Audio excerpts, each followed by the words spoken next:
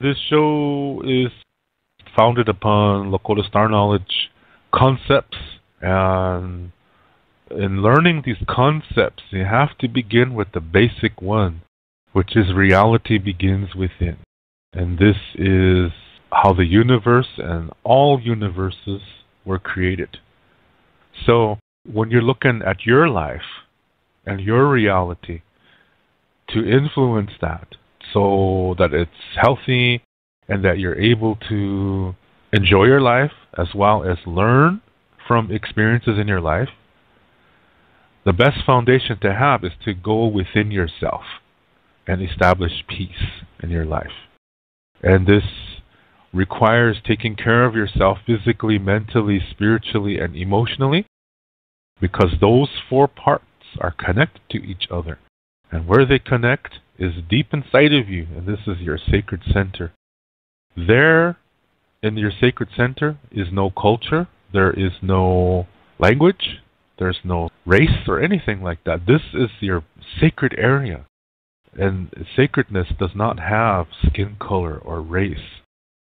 Everything has this in its natural creation state. And this is where there's some sacred pieces inside of you that are also dwelling in your sacred center. So one of them comes from the earth. When you're living this healthy way, you're really in tune with the earth.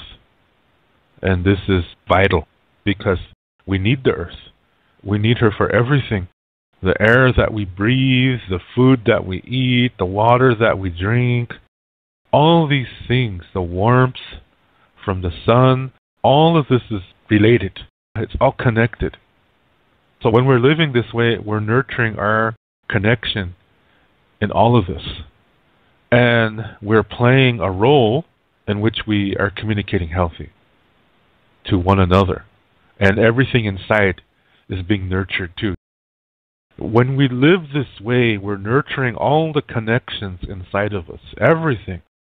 Our bodies, our minds, our emotions, our soul. We're nurturing all that connection. And then all the parts that make those parts up too, we're nurturing all of that. Like your physical body, you have so many components in your physical body that we're nurturing those connections, and even each of those parts are consisted of things. And we're nurturing all of that too as we live this healthy way. And this is the road to life. And one of the things that is interesting in life on this planet is that most plants bleed red. All animals and humans bleed red. And so red represents life. So when you hear the term, the red road, this is talking about the road to life. Red does not represent Indians. In our medicine wheel, there's 4 colors in there, beginning with black, then white, then yellow, then red. So, when we're living this healthy way, we're walking that road of life, which is the red road. Now, those 4 colors in the medicine wheel, they just represent directions, and they may represent other things too, but they do not represent skin color. The only yellow-skinned people I've ever seen in my life are people who have hepatitis or some kind of disease involving the liver. And the Simpsons. Those are the only yellow-skinned people I've ever seen. Living in this city, when I first moved here, I had to learn German. In my German language class, there were people from Korea, Japan, Taiwan. These are all Asian girls. And when you look at them sitting together, none of them were yellow. Not one of them were yellow. Yellow does not represent Asian peoples. And if you really think about it, what constitutes us Indians today, a part of that is Asian. That's a bona fide fact. We're not completely from Asia, but we're a mixture. And some tribes have it more than others. So when you look at some tribes, like from the Southwest down to South America, you see a lot of Asian influence there. They really have narrow eyes and they're short people and so forth. But other parts of the North American continent are not like that. So not all Indians have that, but a lot of us do. And so if you want to say that yellow represents the Asians, that's going to include some Indians. So be careful about that. That's a city modern thinking that is using that medicine wheel to represent the races of people. That concept doesn't even come from Indians at all. That comes from Western society. And you hear songs like, what's that one called? It's a children's Christian song. Jesus loves the little children, all the little children of the world, red and yellow, black and white, all are precious in his sight. Yeah, I still remember that. See, things like that, that's not coming from the Indian world. That's obviously coming from the Western world. So Indians who are saying that the four colors represent the four races, they're being influenced by the Western world. That's not traditional knowledge at all. Lakota Star knowledge does not say anything about skin color. The reason why is because it's not important. What's important is inside. That's why I'm talking about this. Reality begins within. So again, medicine wheel, the four colors do not represent races. They represent other things, but not skin color. Lakota Star knowledge teaches that when humans appear on the earth, they appear in 5 areas, and at that time there's only one continent. In time, these 5 groups begin to intermingle with each other, and it shows that all babies speak the same language all over the world. And as they start to organize into communities and they start to spread out on the land, some of them move southwardly, some of them move more to the north. And those that live in locations that are closer to the sun, their skin gets darker. Those that move more to areas that are away from the sun, their skin got lighter. And eye colors changed and hair textures changed. To see the people's bodies had to adapt to the environment that they're living in. And part of that adaptation process involved the development of skin color. Even in the Indian world, you look at the Indians from the Southwest and Mexico, man, them guys are really dark. They're almost black. In fact, in some cases, they're blacker than black people. A lot of people don't realize that. That's not red. And then when you go further north, the skin color gets lighter. It's because the distance from the sun is greater. Skin color is not represented by the medicine wheel. So, at that time that people spread across the continent, what today is north and south, at that time was east and west. And the people, so they were living this way, taking care of their 4 parts of their self and learning from difficulty. Whenever difficulty came in their life, they learned that difficulty is part of life because nature is this way. To survive, we have to observe nature because nature is telling us what foods to eat and things like that. Also, plants and animals, something happens to them right before when the seasons change or when the weather changes. And by observing that, when we see those changes, then we know we have to adapt too. So we have to gather supplies or whatever for that weather that's coming. That might be difficult. See, we learn all of that by observing nature. And so that means that to do that, we have to live in a healthy way. Like I said, taking care of the 4 parts of yourself. So you can hear what the earth is saying. And then the people were learning that in nature, difficulty happens sometimes just out of the blue. Sometimes it happens because of what somebody does, or it just happens out of the blue. But the same thing for good things. Sometimes good things happen because of what somebody did, or it just happens out of the blue. We learn that from nature. So we learn that that's how it is in our lives too. That sometimes difficulties come to us because of what somebody did, or it's just out of the blue. But the important thing is that we learn from it, that we examine it, and whatever emotion it brings, that we express it without hurting anybody or anything, including ourselves. And then we start learning from it. We start making the most out of the situation that we can. As soon as we start thinking like that and doing that, those emotions leave and peace comes in. Now, that process means that we develop emotionally and we develop spiritually. But we have to develop emotionally first before we can develop spiritually. So that's how our ancestors lived. Now this is how we establish peace in our lives. And peace is not happiness, okay? Peace is peace. It just is. Happiness is an emotion. And that comes from blessing. So there's going to be times when we're going to be angry and scared and sad and happy. And that's all part of life. In time, some people, they only want to feel one emotion. They don't want to feel the others, so they avoid the others. And whenever something happens to them, if it makes them feel angry or sad or scared, they avoid those kind of experiences and only want to feel happy. And they want to stay like that all the time, so they'll force themselves to do that.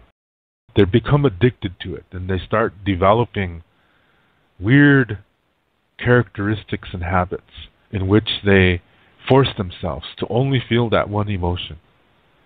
They'll do anything to feel that emotion. It's just like a drug addict that needs his drug. In fact, this is the same process where substance addiction comes from. It comes from because something happened to them and they're trying to avoid facing that issue. So people who do this, they try to forget. They don't want to think of this difficulty. So they try to forget it. And maybe after 10 years, they have forgotten, but it's still there. The body never forgets. So the body will begin to shut down. It's going to start to get sick. This is a sign for that person, hey, you better look into that. Because if you don't, eventually you're going to die. You're going to develop some kind of psychosomatic illness, and the only cure is to look into it. The drug is not going to cure it. It's just going to slow your death down, that's all. But it's not going to cure it. So that's why it's important to not deny difficulty, but to learn it. And then you realize it's not a bad thing. A difficulty is just something that's in the middle of happening, and it needs you to finish it. And when you do, the emotions are gone. They leave, and you develop emotionally. But like I said, there are some people who don't want to do that. They only want to feel one emotion, and they push away the others.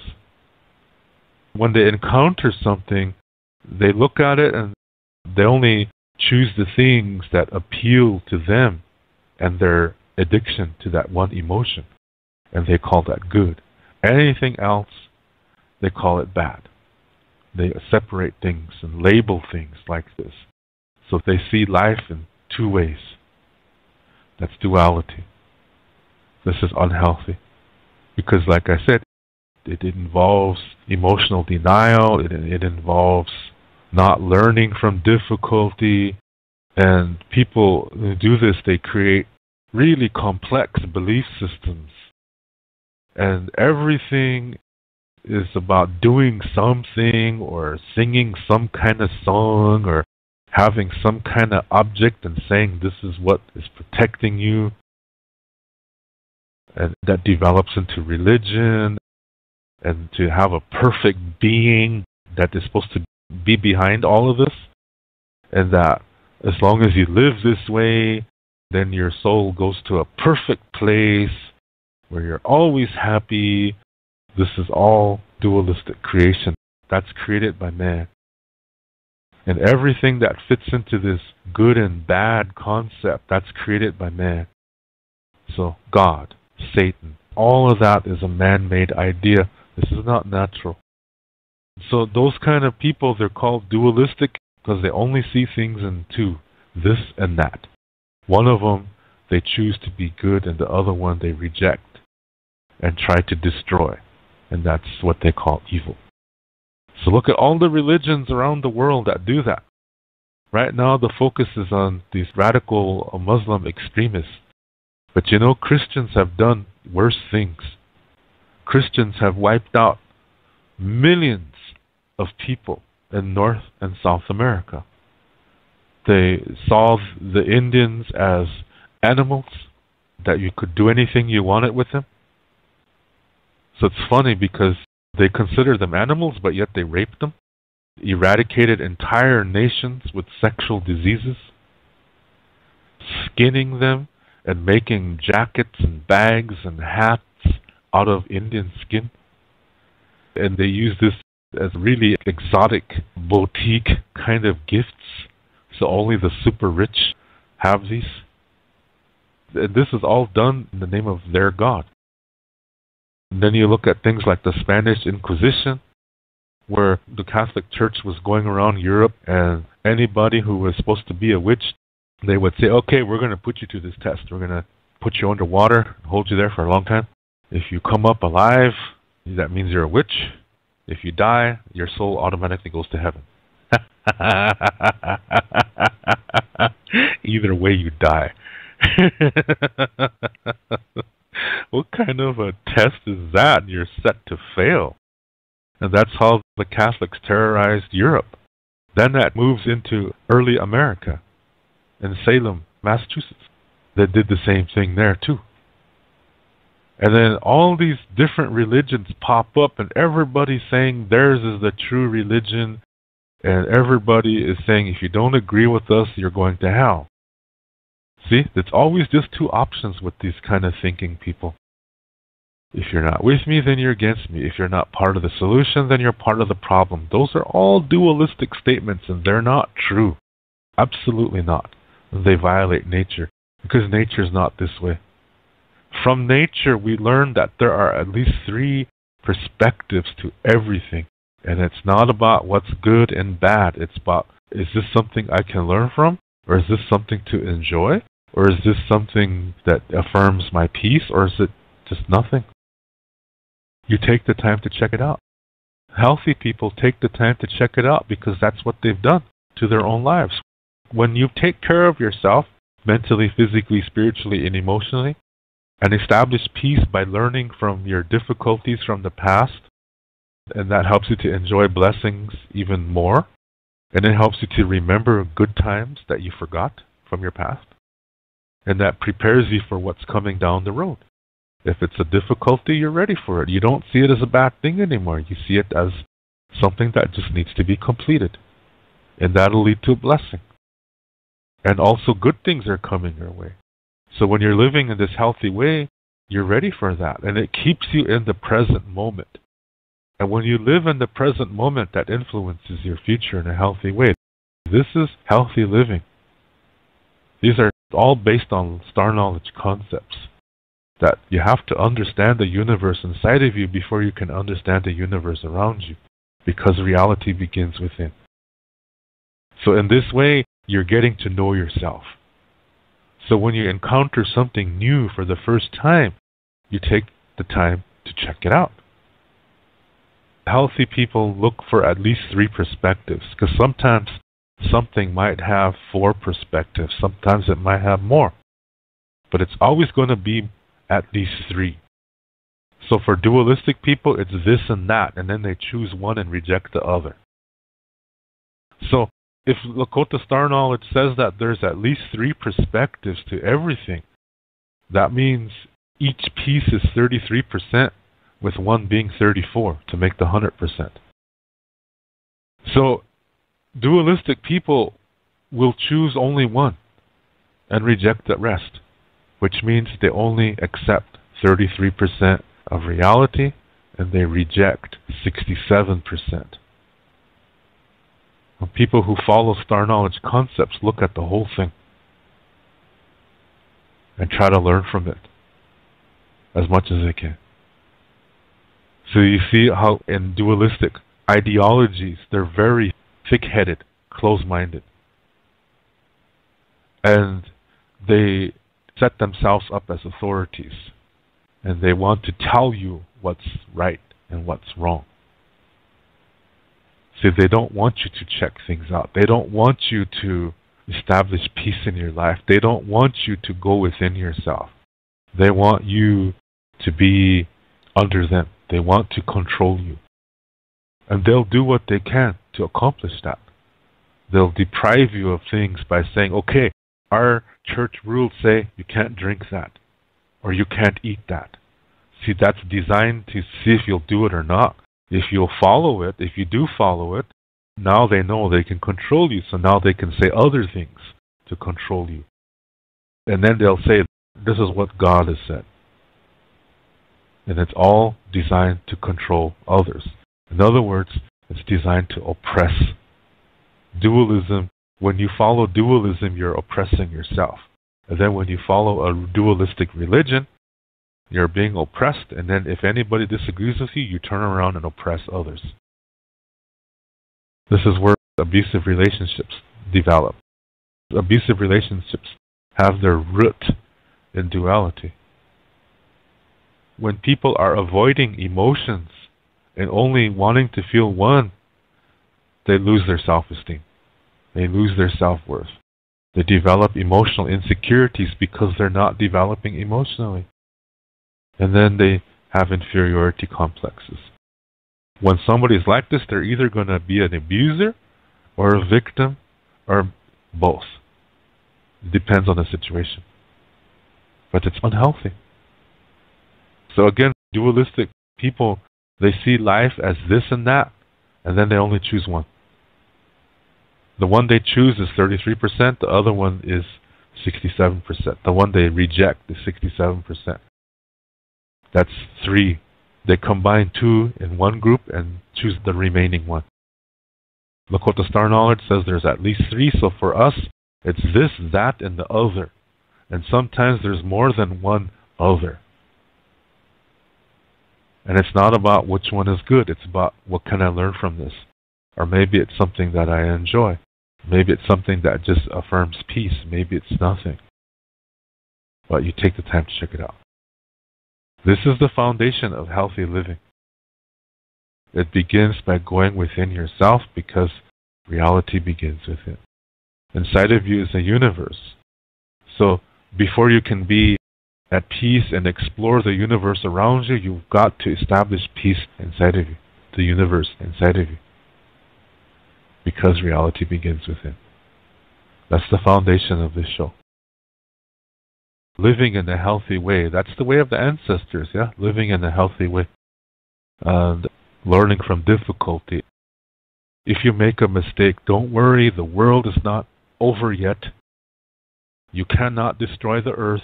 She's a living being that cannot be destroyed. We need her. She doesn't need us. Anyway, the world is going to be here. Don't worry. Like I said, make the best of that. Learn. Learn from it as much as you can. Express the emotions first and then start learning from it. And it'll lead to other things that are going to be really nice. It can lead to something wonderful. So don't worry. Back in the late 1800s, when we were placed on reservations, there were prison camps in the beginning. And this is a situation where we couldn't leave. We were not allowed to hunt. Our knives and guns were taken from us. And we were only allowed to eat whatever the American government gave to us, which was really no good food. The quality of the food was okay when it left places like Chicago and stuff like that. But once it got to some of these train stations between there and the reservation, a lot of these handlers would sell it. And then they would buy old food and put that in there instead, and these middlemen would make a lot of money. So what we got on a reservation was bullshit food. It was really no good. And we ended up getting all kinds of diseases like heart diseases, hypertension, diabetes, things like that. And then at the same time, our language and ceremonies were declared illegal by the United States. So we were hit physically, spiritually, and emotionally. Soon after that, our minds became weak. These are the 4 parts of the South. So with the 4 parts of the South being sick, we lost our connection to our sacred center. So we started to focus on communicating away from that. And then the priests came from the various churches, and they learned our ways and said that since our ways conflict with the Bible, that our ways are evil, that they come from Satan. They come from the devil. So in our weakened states, we slowly began to accept that. Now, another thing is that there were some Lakota people that didn't want to accept that. They wanted to hang on to the traditional Lakota Star Knowledge ways. And if they revolted, they were sent to a mental hospital in Canton, South Dakota, which was set up for all reluctant Indians in America that did not want to become Christianized. They were sent there. And these church priests also committed the medicine men, medicine women, holy men, holy women. They committed all of them to these mental asylums too. This way, the people would not go to them for help, that they would come to the churches. They wanted the Indian people to only go to the priests and not their traditional healers. So they sent the healers to this mental asylum to die. And if you are radical, you were sent there to die too. So while this is happening, the priests are saying to Indian people, if you believe our way, we will help your children. And so it was a very, very dire straits time. And so a lot of Indians became Christians because of that. Like I said, we were weak-minded too at that point. And those who stuck it out, there were people who refused to accept Christianity, but they went to church anyway. What they were doing was they were putting up a candy store front. On the outside, they were acting like good little Christian Indians, but on the inside they weren't. They were Star Knowledge people. They did this because they didn't want to get sent to that mental asylum to die. That's sad, isn't it? But that's part of what happened back then. And it's because of these people who maintained this knowledge in secret. Thanks to them, they passed it down to certain people, like me, and we still have this knowledge. And I'm sharing it with you. Because this regards the sacred center. And we all have that. This is not a Lakota thing. This is a Ikje Oyate thing. Ikje Oyate means human being. When you live this way, you communicate as a human, not as a Lakota, not as a German, or a Japanese, or an African. You communicate as a human. That's really important to know. So, that's how it was back then. Now remember I said that the priest said to the Indians, we will help your children. So, they took the children away from the parents, sent them to boarding school hundreds of miles away, where these children were tortured to speak only English and learn the civilized Christian way.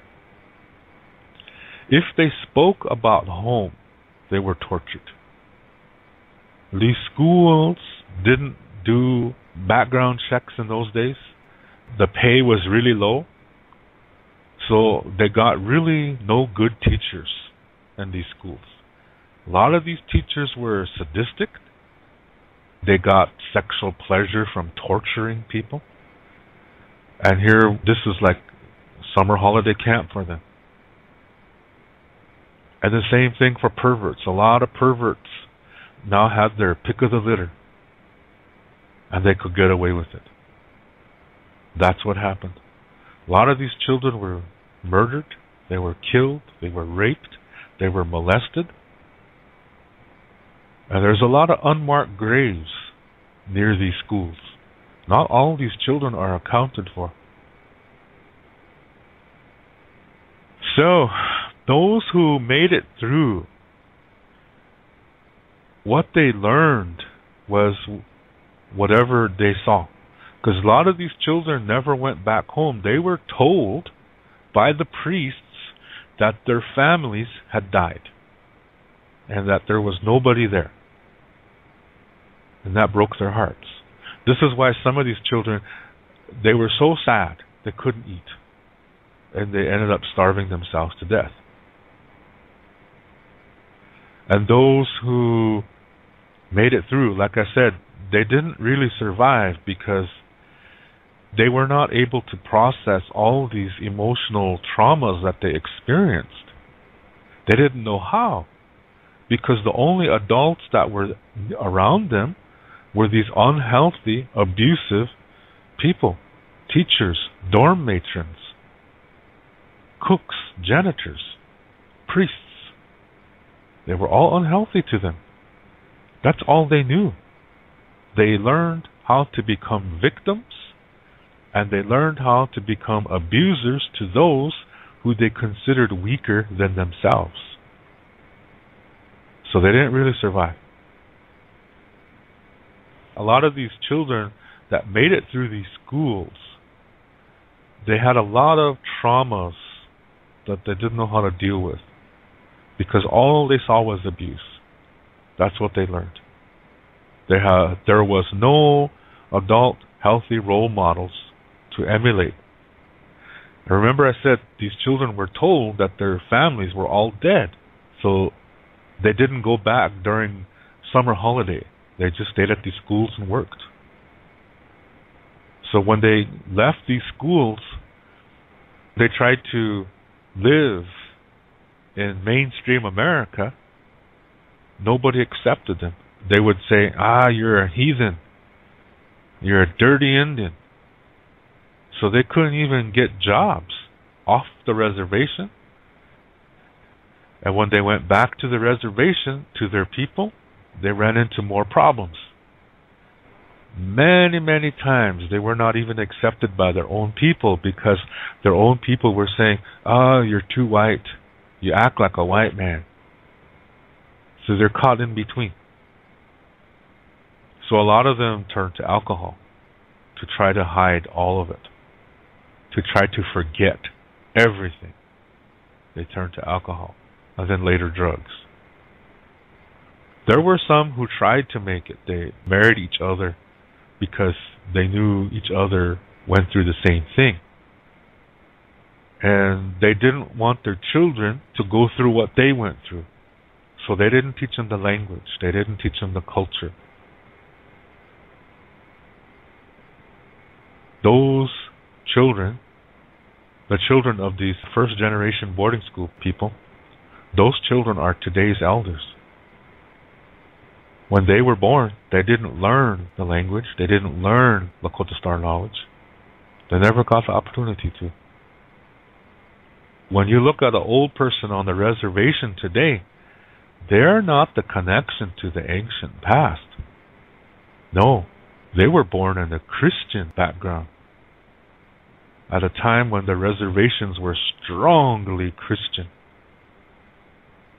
So this is what happened. That's a native experience that a lot of people don't realize. This is what happened all over America and Canada too.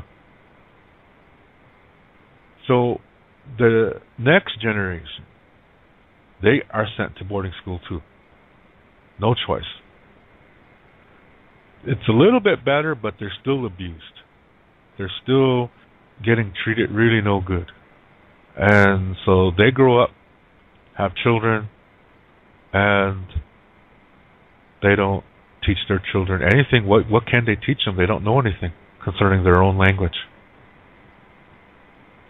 This is why today most people cannot speak their own language, and what little cultural information they know is Christianized, meaning it's dualistic, and it's not the original ancient form.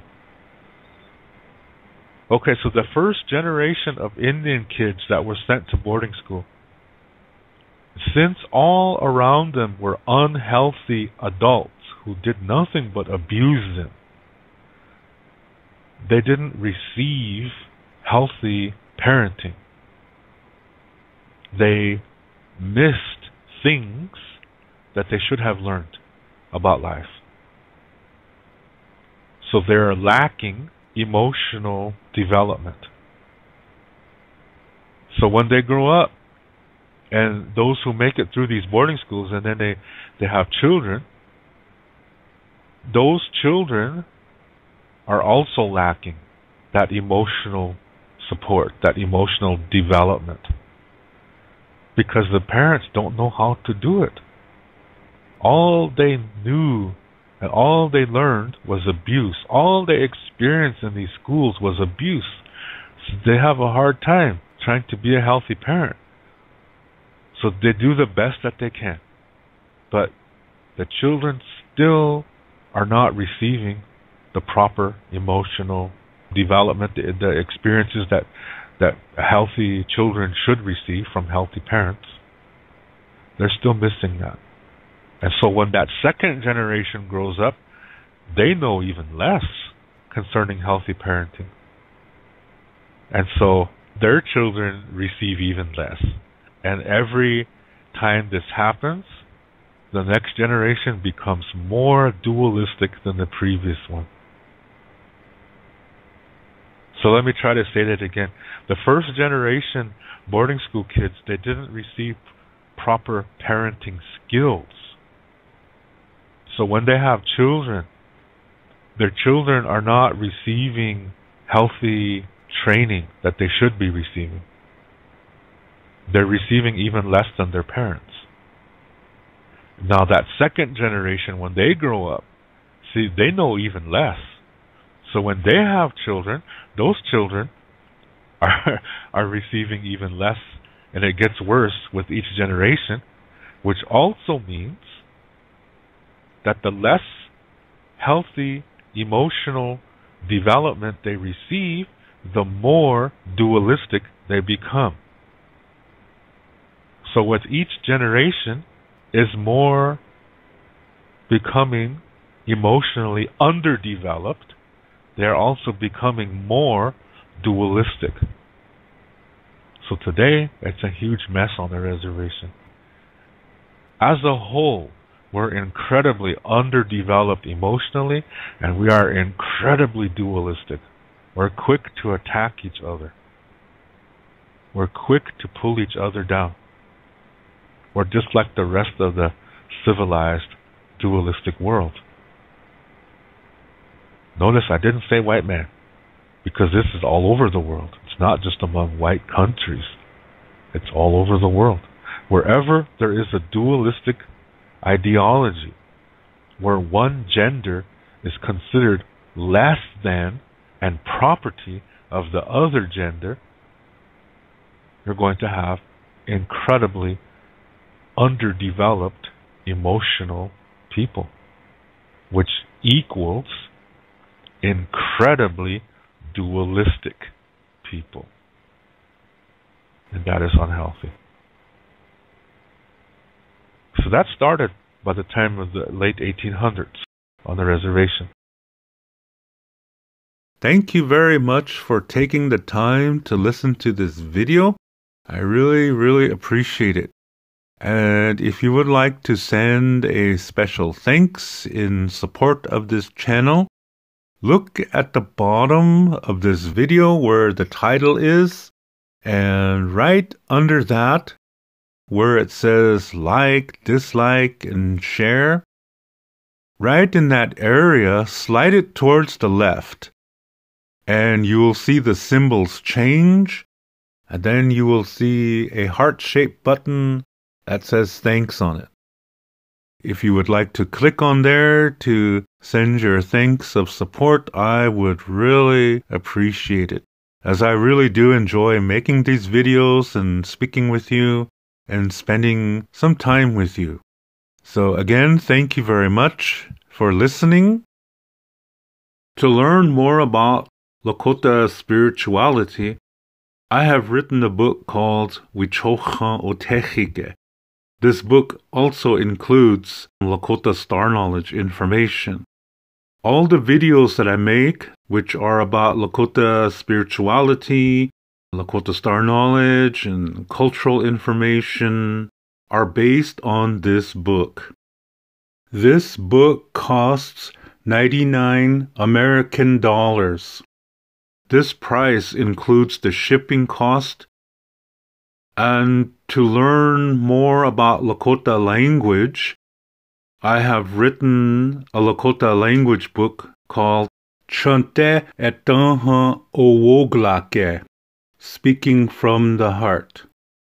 And all my Lakota language videos are based on this book. This book costs 119 American dollars. This price includes the shipping cost. And new for 2024, I have a new book called Chekia, which means pray. This book includes a CD that has some prayers on it and also some traditional spiritual Lakota songs. This book costs 49 American dollars, and this price includes the shipping cost. I also teach online, and I give spiritual consultations as well. Lila Pilamayelo. Thank you very much. In the Lakota way, everything is circular. As a result, we do not have a word for goodbye in the Lakota language. And so instead we say until next time, which in Lakota is Doksha Ake. And I will catch you in the next video.